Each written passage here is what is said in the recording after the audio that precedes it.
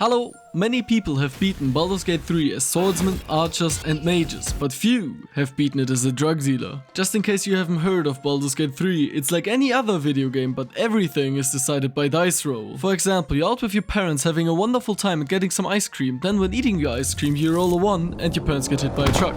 Just like that, you're an orphan, which really underlines that anything can happen in Baldur's Gate 3. Now let me introduce to you the man who will torture and kill dozens of people for your entertainment.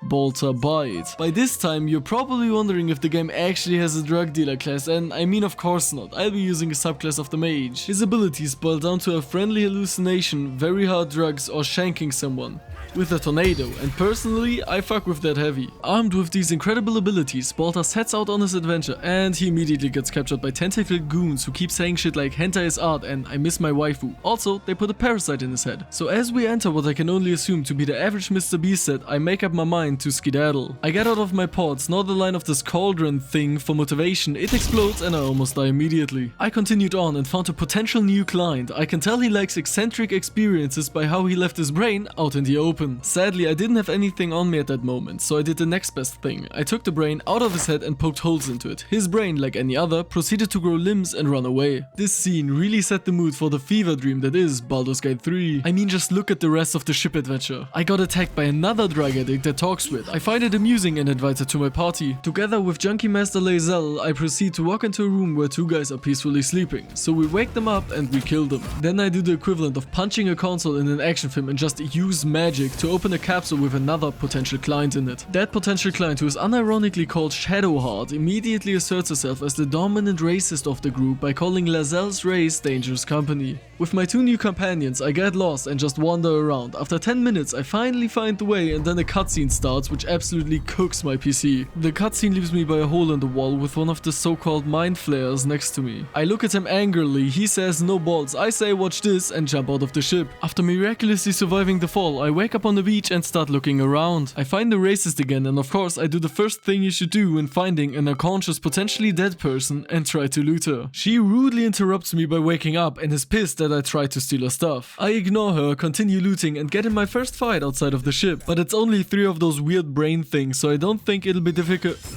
Oh no. I somehow managed to win the fight when the enemy suspiciously missed 4 times in a row. That was probably divine intervention and not the game developers trying not to kill me in the tutorial area. Because of the fight, Baldur leveled up, so he got the class Transmutation and with that the skill Experimental Alchemy. That sounds really good, but actually it just gives me a 25% chance of getting 2 potions instead of 1 when I'm brewing, which I never did. The class also made it cheaper to learn transmutation spells from scrolls, which I never found. Following that useless transformation, my party stumbled upon a character which turned out to be the character I want to kill most out of any video game character I have ever seen. 2.5 seconds after meeting him, he tries to kill me while talking like this. Let's try to keep that lovely neck of yours in one piece. So I free myself, he apologizes, I tell him to fuck off and he just starts introducing himself.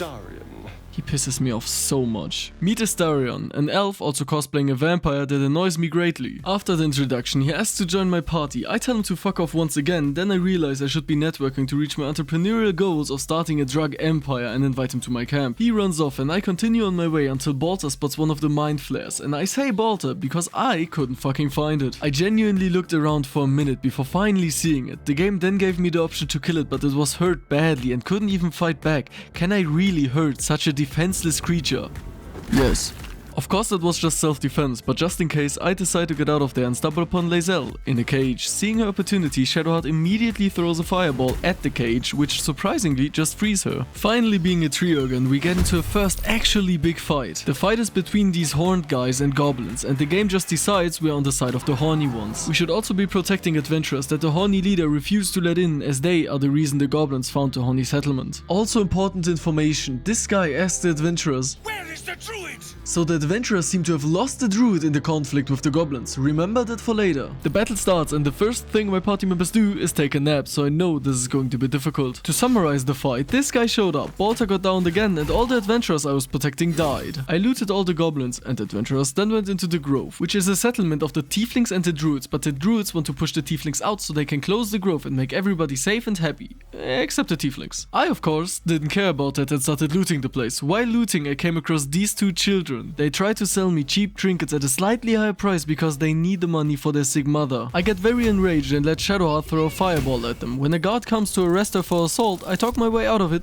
and then do it again. Shadowheart goes to prison for all of 2 seconds because we broke her out and nobody seemed to care. She just walked out and down to the Druid camp where some people were arguing about a missing child. While arguing, and again this is very important for later, one of the Druids transforms into a bear. Anyway, when the Druids spot us, they bring us to their leader as we save the settlement. Turns out the Druid leader Kaga took the child they are arguing about outside because it was caught stealing from them. Kaga then threatens the child that if she runs, her snake will kill her. Me, wanting to see what will happen, assured the girl that I will protect her and she should run. She immediately started sprinting and I didn't do shit when the snake chased and killed her. Looking at the corpse of the child I just indirectly murdered, I decide to leave. I continue on and meet another druid who is also a healer. I try to talk to her but she ignores me because she's caring for a bird. Immediately I feel an intense desire to murder the feathery fuck. After she's done, I ask if she can remove the parasite and she tells me, this is also very important, that the druid who could was captured by the goblins. Consequently, my new mission is rescuing him from the goblin camp. On my way to the goblin camp, I find a large stone door and because I love trespassing, I walk right in. Turns out that the door was there for a reason as it leads to this cave, which unfortunately for me has a laser shooting statue, but there is also a button to turn it off. After trying to shoot it with a few projectiles, I try to sneak by unsuccessfully and I realize you need a stealth character to not get detected. Even more unfortunate for me is the fact that the only stealth character that's available is Astarion. To get him, I take a long rest at camp. Shadowheart takes this opportunity to hit on me, but I get nervous and immediately fumble. Afterwards, I go to Lae'zel and she starts talking about fighting some sort of space monster on the moon, so I just left to recruit Astarion. Simply seeing him lie there like that makes me consider just giving up on the cave, but I came this far, therefore I let him join me. We get back to the cave, I make Astarion sneak and send him to the button. Stupidly, I forget to toggle group mode off, so everybody follows him and...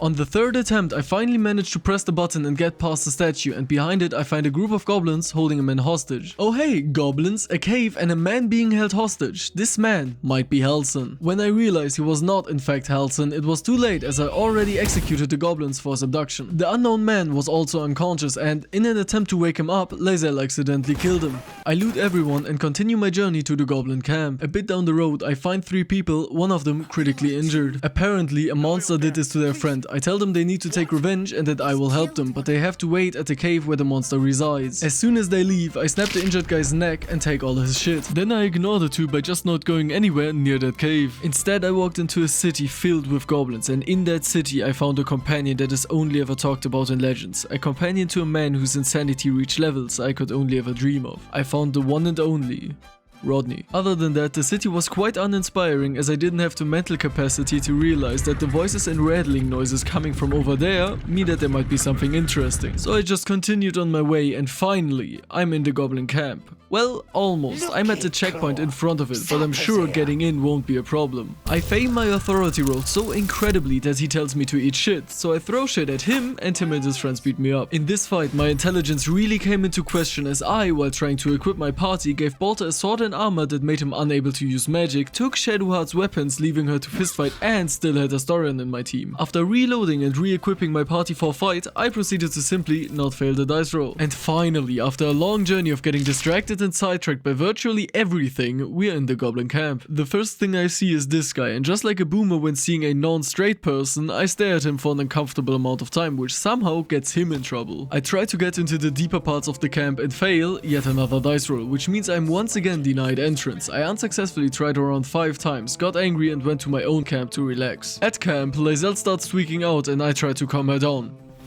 Oh shit. After reloading, I managed to calm her down and survive the night. In the morning, I meet an elderly man who sounds like he's been vaping since he was 12. I shall be here in my camp. Naturally, I make fun of him and then immediately leave. I go back to the goblin camp and try to get into the deeper part once again, and similarly to the outside, I manage to roll better and walk right in. I get lost for a bit because I'm too cool to look at a map and too stupid to find a way on my own. But after a while, I finally locate the leader of the goblins, Minthara, when I accidentally walk in on her threatening a small man with tearing all of his limbs off, and I think I'm in love. The confident stance, the look of superiority, the slight hint of hate in everything she does, it's perfection. She snaps me back to reality when she penetrates my mind, and I have to say, it only makes her more attractive. But then she tells me about her great hunt and a weapon she is looking for, and funnily enough, the place she is hunting is the grove where I killed all those goblins, and the weapon she is seeking is in Shadowheart's pocket. Luckily, she doesn't know this, so I get back to my mission of finding Halsin. I stumble around the camp a bit more until I find the basement where there are children throwing rocks at a bear to make it squeal. I tell them that's stupid because bears don't squeal, and they tell me to fuck off. Before I can react to that, the bear gets annoyed and breaks the gate, crushing one of the goblins. Sadly, I couldn't laugh at the goblin as there was a bear right in front of me looking at my bald head like a chewing toy. So the fight begins, and when I say this bear fucks, I speak from experience as the bear proceeds to rip Baldur apart in the first 3 seconds of the fight. We ignore Baldur's cries for help and carry on giving the bear several head traumas. In the middle of the fight, the bear transforms into a man to heal, but it wasn't enough and we beat him to death. After killing the bear, I think about what I'm here for again and remember I'm here to save the druid that's imprisoned in this basement. So the adventurers seem to have lost the druid in the conflict with the goblins. One of the druids transforms into a bear. In the middle of the fight, the bear transforms into a man to heal, but it wasn't enough and we beat him to death. Ah, shucks. In my infinite wisdom, I managed to kill the target of my own rescue mission. But while watching Halsin get eaten by one of the other animals, I thought of a new plan. Instead of freeing Halsin and getting rid of the parasite that's slowly eating away at my brain, I'll betray the tieflings and help Minthara attack the grove in hopes she'll be impressed by my cunning and maybe hold my hand. To clear my head, I head to camp where I prepared to rest for the night, but before I could sleep, a bard finds me and asks to be part of my party. In hopes of finally getting rid of Astarion, I immediately agree and tell her that we'll rest for now and talk in the morning. But in the night, I check her phone to see if she's subscribed. She is not, so I murder her in her sleep, and you don't want to end up like her, do you? Subscribe. Afterwards, I just go back to sleep covered in blood in hopes my party won't notice. The next morning, my party rudely woke me up by screaming at me for murdering the bard. I simply didn't say anything, and they gaslit themselves into believing it was the parasite messing with my brain. Of course, it was also the parasite that decided to steal everything from the corpse before leaving it lying in the dirt. Now quite sad, as I still have Astarion in my party, I leave camp and make my way to the druid encampment to scout their strength. On my way there, I spot a weird looking portal. Turns out there's a man stuck inside who asks a hand anyone, to which I said yes and thank you. I take my newly acquired limb and now in a far better mood, I continue on. At the druid encampment, my scouting immediately gets interrupted when I walk down this cliff and see a child near the water. When I approach it, it tells me to shush, so I think about drowning it. Before I can do that, I'm in a cutscene with a suspiciously silent thing. I realize I have music volume at 0, so I turn it up and listen again. As you can see, the song and their movements aren't synchronized, therefore I found my next victims. They also want to drown a child, but that's really the only reason to keep them alive. I initiate the fight with the London special, and let me tell you, I wouldn't want to be British in this day and age, but I also don't think anyone ever wanted that. Sadly, the 78 stab wounds to the chest, legs and head were apparently non-lethal, so I actually have to deal with them, which turned out to be quite annoying as the harpies could control any of my characters with their singing, and they are only freed once you attack the singer. But with a bit of this, those and that, the harpies sang the last song. Having accidentally saved the child, I continued to explore the camp and came across this little fella. If you squint your eyes just enough, he looks a bit like a football. Immediately, my American blood activated and I attempted a field goal, which sadly led to the death of the football. Feeling pretty confident with the amount of intel I gathered, I head back to the goblin camp to report to Minthara and maybe do some other shenanigans as I accidentally find the bard I got imprisoned instead of Minthara. And for the first time in my life, I feel bad for what I did, as he is like me, an artist. Just instead of using violence to express himself, he uses words, which is far more boring, but I still decide to free him. He instantaneously slurps down an invisibility potion and dips. In the next room over, I find another prisoner who is being tortured. I end my redemption arc early by bashing his kneecaps, and when the goblins make fun of my swinging form, I show them what the inside of a blender is like. Funnily enough, only the prisoner dies from it and I had to put down the goblins manually, which was quite easy as they're just smaller, uglier harpies. After killing them and getting rid of the evidence via putting the bodies in our inventories, I move on to find this guy. He's doing magic, pretty cool. He's doing necromancy, even cooler. He's trying to revive the mind flayer I killed. Wait, what? He wants to ask it who killed it so he can have his revenge. Oh no, I was pretty sure if that thing pointed me out as its killer, I was going to get jumped by around 15 goblins. So when the option came up to control his mind and ask different questions, I was quite relieved. He asked his questions, getting more and more suspicious with each question he didn't want to ask. After 3 questions, the corpse died again and the necrophile is pretty pissed. He looks at me and surprisingly just tells me to go meet Minthara. I'm like, oh yep, and walk away. I meet Minthara and the first thing she does is lovingly penetrate my mind again in an attempt to find the grove in my memory. As I'm head over heels by this point, I will willingly show her the memory. She sees the entrance to the grove and the adventurers running in, but I'm a bit confused at how she's seeing that because I let them all die. Anyway, she tells me to get ready for a combined attack on the grove and to give her a signal once I'm ready. On my way back to the grove, I decided to go to camp one last time before the big battle. In the camp, I meet Volo, the guy I freed in the goblin camp, and he tells me that tomorrow morning he'll be able to get rid of my parasite. I thank him and go to bed excited to be healed for the war, but in the middle of the night, this not at all suspicious guy appears and just hands me a cape as a reward for murdering the unsubscribed girl. I'm a bit confused, but the cape will turn me invisible when I kill someone, so it'll be quite useful. When I wake up, the guy is gone and Volo is ready. He has me lie down and just starts poking around my eye with a rusty screwdriver. When that proves unsuccessful, he pulls out a rusty ice pick and does the exact same thing, now much more painfully. But when he finishes, I feel something coming out, and it's my eye. He then tells me he feels partly responsible, gives me a fake eye and sprints away. Smart move by him, because if he didn't, I would have done terrible things to him. One eye poorer and still with a parasite in my head, I continue on my way to the grove. Once there, I begin to gather explosives, barrels and boxes to build defenses. How the tieflings didn't get suspicious when I put all the explosives right next to them, I don't know, but what I do know is that I couldn't figure out how to correctly place the things I gathered to build a wall, so I just put them down like this. With everything ready, Baldur gives the signal via this horn and opens the gate to let the goblins in. A slight oversight in my plan was that the horn was in the middle of all the explosives, so when the tiefling leader became hostile to us...